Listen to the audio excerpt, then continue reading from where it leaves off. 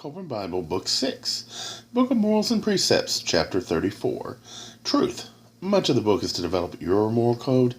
Avoid using it to judge others. NPR 34:6. The godlings of old who lived beyond the great mountains taught that man was not a solid being, but likened to a whirlpool in the midst of a moving sea.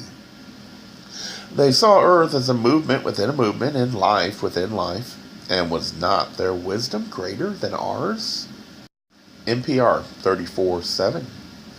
The earth progresses in wisdom from generation to generation, but not all wisdom is handed down through the generations of man.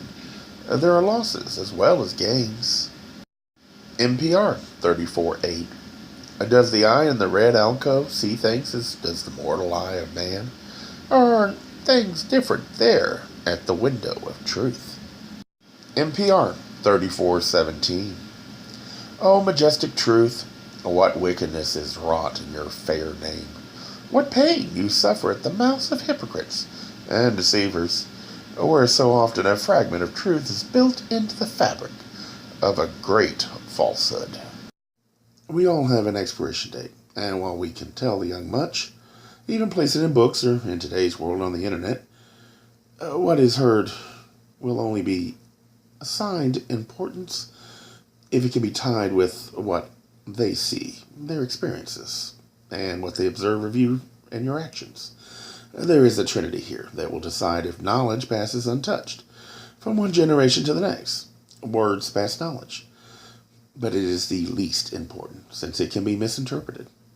Actions show if your life is being led by those words.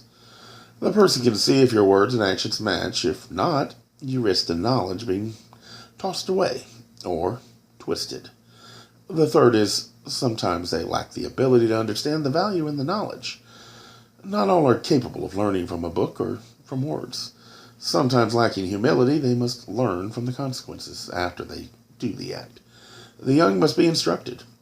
If they act and you protect them from the consequences, then what they learned is you can rescue them, instead of the wisdom behind the knowledge you tried to pass down. That will be what they will pass on to future generations. The knowledge will have to be relearned by future generations.